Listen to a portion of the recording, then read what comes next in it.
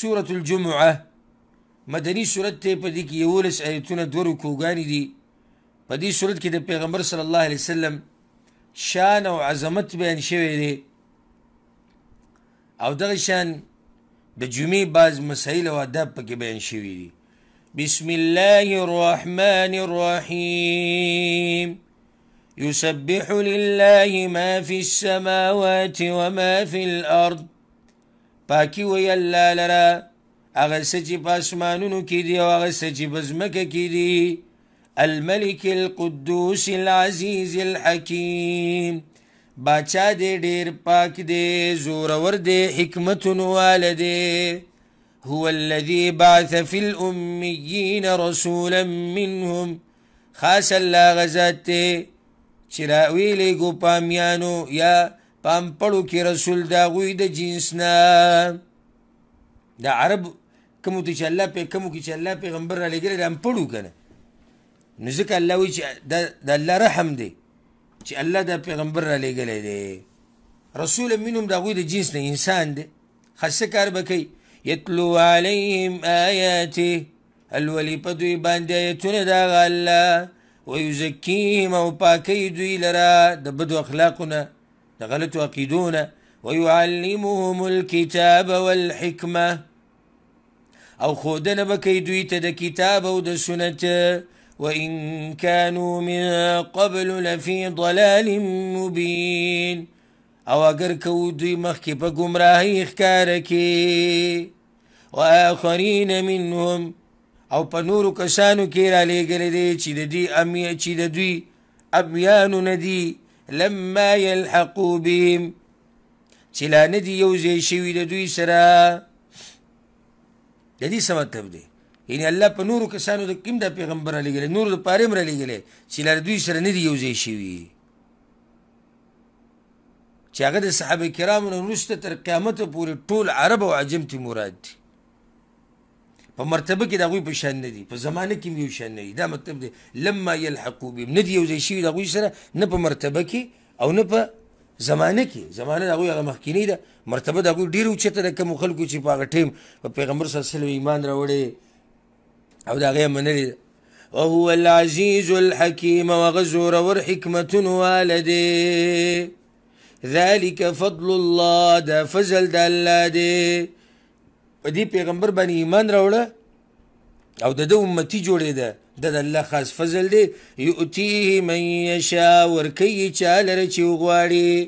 واللہ ذو الفضل العظیم او اللہ خاوند فضل لوی دے وصلا دی یهودیانو تذکرہ کے او اشارہ دیتا رہے چی اے مؤمنانو تاسو بردوی پشان نکی گئی اولا اوی کسی چلو یو باغوی دا دروغ و داویگ دیری کونی او دویم دا چې کم تورات چې ول الله ورکړه هغه پرې خو دی او دې سنې چې تاسو قرآن پرې دی او بیا دغه داوود ته کینې او ډډیم لګولي بس مثل الذين حملوا التوراة مثال دا کسانو چې بار کړی شوی په هغوی باندې تورات چې عمل به پې کوي ثم لم يحملوها بیا یې پورته نه کړو هغه هغوی پې عمل ونه کړو كمثل الحمار يحمل اسفارا پشان د مثال د خر دی چې پورته کوي کتابونه په خر باندې ډېر کتابونه کې د خو پوهېږي خو پې نه بئس مثل القوم الذين كذبوا بآيات الله بد دی مثال د قوم دغه کسانو چې دروغجنې وګڼل آیتونه د الله والله لا يهدي القوم الظالمين او اللہ ہدایت نکی قوم ظالمانو تا یهودو با دا داوی کولی یو منگ دا اللہ دوستان یو منگ دا اللہ خاص خلق یو تاسو منگ تا سنگ خرو آئے اللہ ویدو تو آئے کنا قل یا ایوها الذین هادو او آیا اے کسانو چی یهودیان دی ان زعمتم انکم اولیاء للہ من دون الناس که گمان کوئی تاسو چی تاسو دوستان دا اللہ ای سوا دا نورو خلقنا که تاسو پا خپل لوز کی رشتینی راشی یو کار کو فتمنو الموت نو ارزو کئی دا مرگ یا اغواری مرگ مخامخ بشو او دا بوئی چی اللہ من کی سوک در روزینی اغا مرکزا راشی إن كنتم صادقين كچرت تاسو رشتني دي سايتنا سورة البقرة كي تير شوي دي ولا يتمنونه أبدا أو دوي بارزو دا مرق ونكي هتسري ولي بما قدمت أيديهم فالسبب دا عملون چلي قلي دي لا سنو دوي والله عليم بالظالمين أو لا بودي بظالمانو قلوا يا إن الموت الذي تفرون من يقيننا غمرك تيختك ويتاسو داغينا فإنه ملاقيكم يقيننا غملاوي دون كدستاسو سرا هر ذكي چي دا مرق بدرزي سورة النساء كي تيرشيو كنو ولو كنتم في بروج مشيدة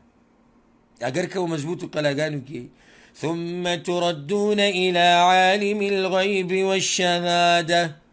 بیا به واپس کړی شي تاسو هغه ذات ته چې پوهه دی پار پټو ښکاره باندې فینبئکم بما کنتم تعملون بس خبر به درکړي تاسو ته په هغه عملونو چې تاسو یې کوئ. اوس د جمعې بعض آداب او مسایل بیانېږي.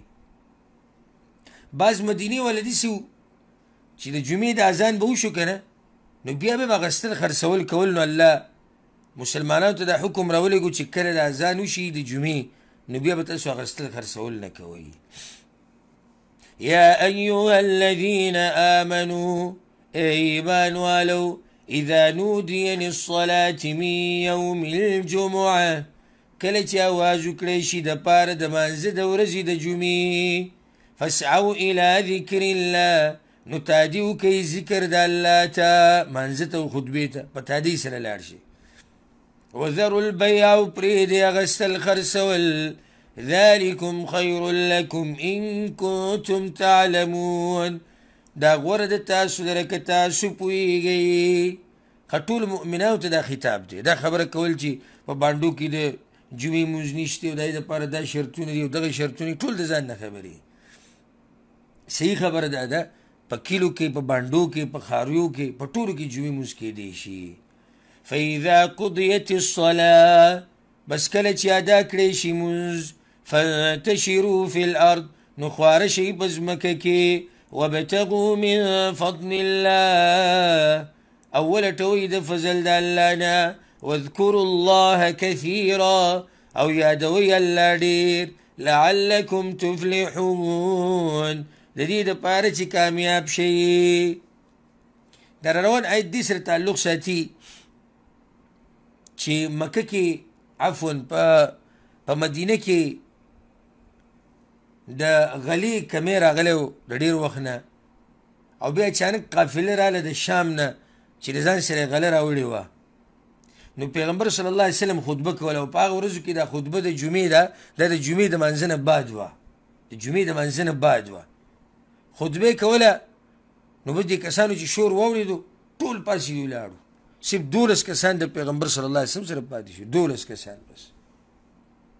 به پیغمبر صلی الله علیه وسلم کسان ته ووایي که دا 12 نه پاتې شوی که نه د الله عذاب په یې ټولو راتلو. وإذا رأوا تجارة أو لهوا او کله چې ویني دوی تجارت یا تماشا انفضوا إليها واوړي هغې ته وتركوك قائما او پرېږدي تا لره ولاړ. دا دلیل دی په دې باندې چې خطبه به په ولاړه کې